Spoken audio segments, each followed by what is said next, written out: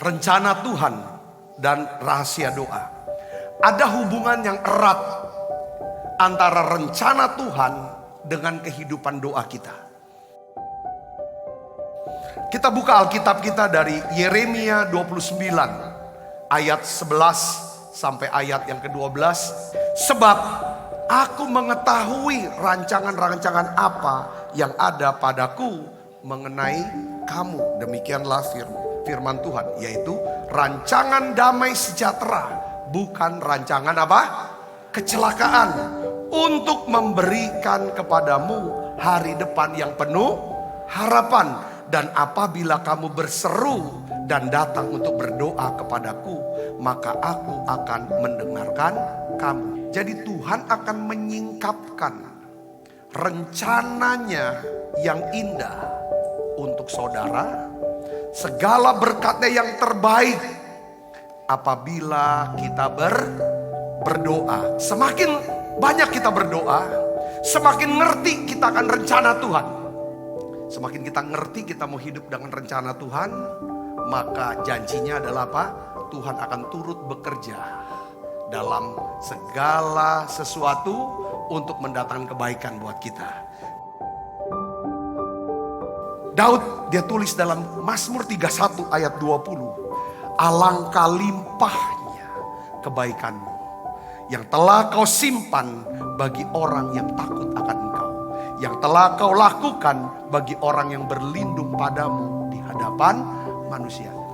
Waktu saya berdoa untuk saudara, Tuhan taruh di hati saya, bilang begini, kenapa kamu tidak buat gerakan doa di tengah-tengah jemaat? Maksudnya apa? Ajak jemaat berdoa selama 21 hari. 21 hari, mulai tanggal 9, mulai besok sampai akhir bulan. Berdoa. Berdoa gimana Tuhan? 3 kali sehari.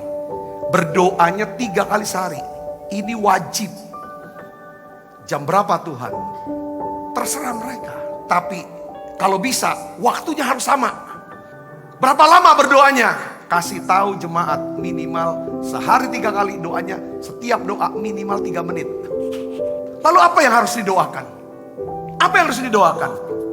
Yang harus didoakan 3 pokok doa. Pokok doa yang pertama berdoa untuk keluarga. Pokok doa yang kedua adalah saudara berdoa untuk rencana Tuhan atas hidup saudara di 2023 ini. Katakan amin. Apa yang Tuhan ingin aku kerjakan, aku buat, yang akan bisa berdampak bagi hidupku, keluargaku, dan orang banyak. Yang ketiga, pokok doa yang ketiga adalah berdoa untuk gereja GBI. Berdoa untuk kota. Saudara yang ada di gedung ini berdoa untuk kota Palembang. Saudara yang ikut secara online, saudara berdoa untuk kota saudara. Berdoa untuk Indonesia. 3 pokok doa, 3 menit, 3 kali sehari. 21 hari.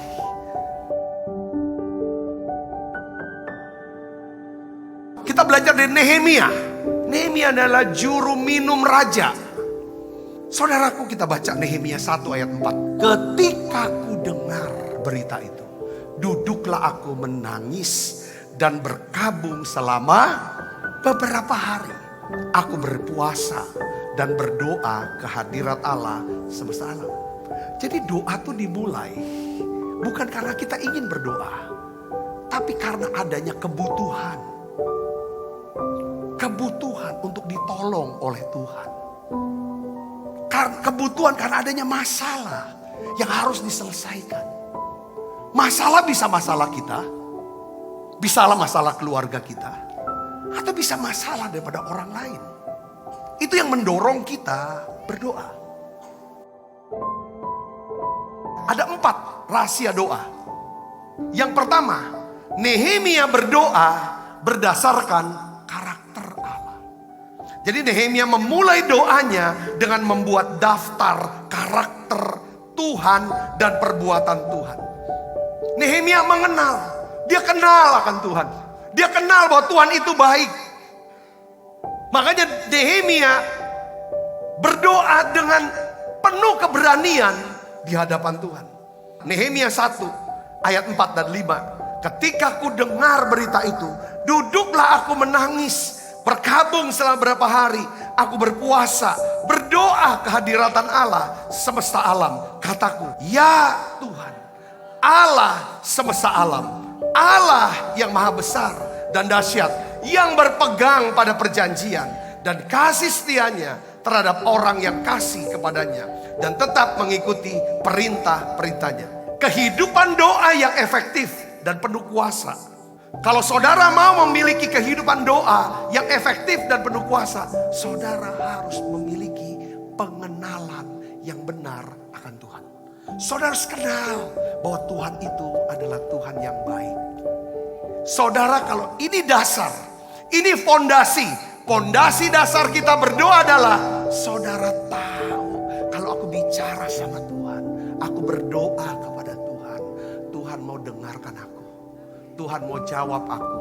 Tuhan mau tolong aku. Karena Tuhan baik. Dia mengasihi aku. Pengenalan kita akan Tuhan, itu akan menentukan kehidupan doa kita. Yang kedua, Nehemia mengakui segala dosa dan kesalahannya ketika dia berdoa. Pertanyaan nih, kenapa kok dalam doa perlu ada pengakuan dosa?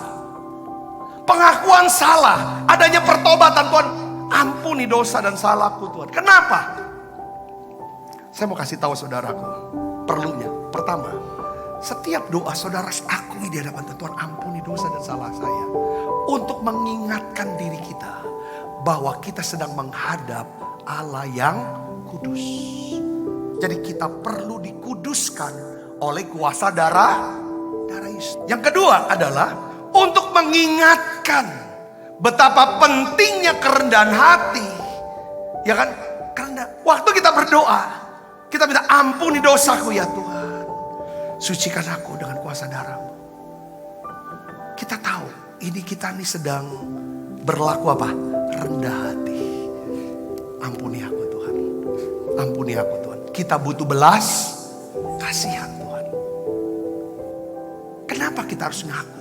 Tuhan ampuni salah dan dosaku. Karena untuk ingatkan kita betapa pentingnya kemurahan Tuhan yang mau mengampuni kita, yang mau memberikan kita kesempatan yang kedua dan juga mau memberkati kita. Yang ketiga, Nehemia mengingatkan dirinya akan janji Tuhan dalam hidup dia. Nehemia 1 ayat 8. Ingatlah akan firman yang kau pesan kepada Musa hambamu ini. Dia ingatkan, Tuhan, engkau memperingatkan melalui Musa. Kalau kami tidak setia, kami akan kehilangan tanah perjanjian. Kami akan dibuang di antara bangsa-bangsa. Tapi kalau kami berlaku setia, kami bertobat dan berlaku setia, kau akan bawa kami balik kembali ke tanah perjanjian. Kenapa kita perlu ingatkan janji Tuhan? Apa Tuhan lupa? Tuhan tidak lupa. Ini untuk mengingatkan kita, memantapkan hati kita tentang apa yang dijanjikan Tuhan. Kalau kita ucapkan, kutip ayat-ayat firman Tuhan dalam doa-doa kita, maka doa kita akan memunculkan yang namanya iman. Iman ini naik. Iman ini jadi naik. Katakan amin.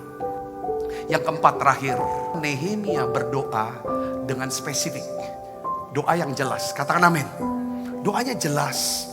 Makanya semakin dekat kita sama Tuhan, semakin jelas clear doa kita.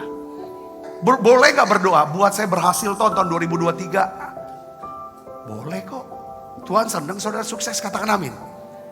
Sukses itu apa menurut saudara? Sukses itu bukanlah tujuan, tetapi perjalanan untuk melakukan kehendak Tuhan, katakan amin. Sukses itu adalah apa? Menjadi apa yang Tuhan kehendaki. Menjadi apa yang Tuhan kehendaki. Memiliki apa yang Tuhan kehendaki. Dan melakukan apa yang Tuhan kehendaki.